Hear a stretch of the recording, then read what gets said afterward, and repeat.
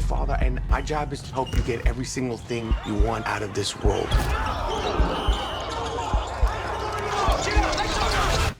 And I know how bad you want this. I'm here with Todd Friedman and Dylan Friedman, the screenwriter and star of Hemlock Circle's new film, Last Shot. Let's get into it.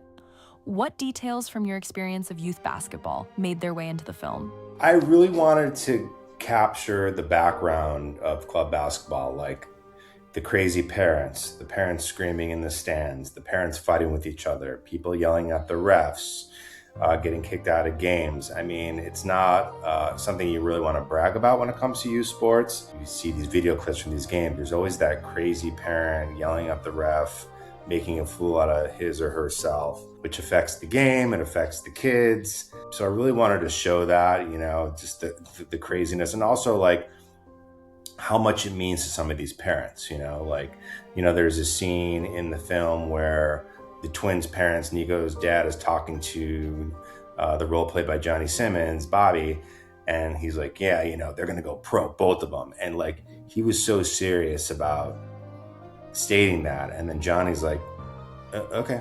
it's just like he was polite about his response, but he's like, what are you talking about? Because it's obviously going pro is probably the hardest sport to go pro in, right?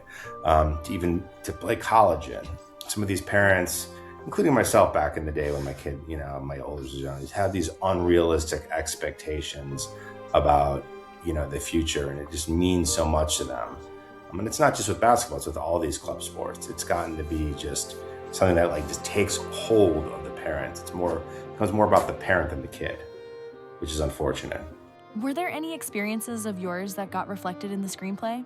Yeah, I mean, I can tell you that there have been several instances where like I'd be in the stands and my son would either miss a shot, not get back on defense, and I would just start I would look at him like a certain way, and he'd look back at me, and then he would start losing his mind on the court because he knows I was mad and taking him out of his game, and I couldn't help it. You know what I mean? It was just like a reflexive, reaction, and it was something that was just not helpful. And there's been plenty of times where I would yell at the ref would tell me to shut up, and I wouldn't let it go, right? And then I would get kicked out, and I would embarrass myself and my family, and I was one of those people, for sure. I'm not proud of it, but it's just the reality of how I was back then.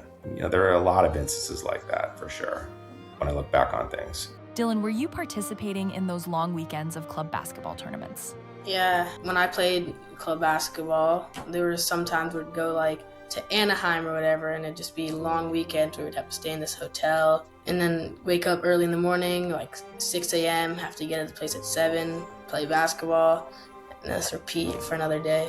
Did you go to your brother's games and experience your dad when he wasn't sober? I don't really remember. I for sure went to some of his games, but I don't really remember him being like that. Maybe he was a little more calm when I went, because I went when he was a little older and he wasn't as bad. Did your wife ever join you at these games? She sure did. How did she feel about your behavior? We wouldn't sit in the same area, let's put it that way. I like to pace. First of all, I'm pacing around the entire time anyways. She's looking at me, she's like, you're not playing the game. This isn't your game, you can relax.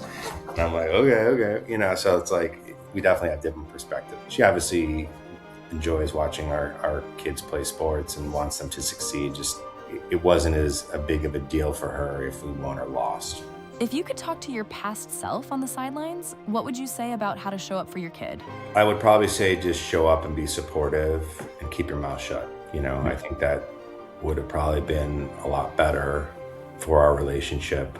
I don't necessarily regret it.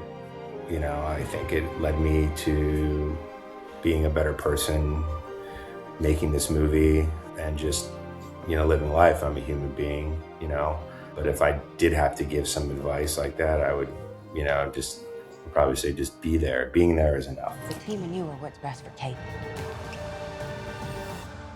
Please don't take that away from him.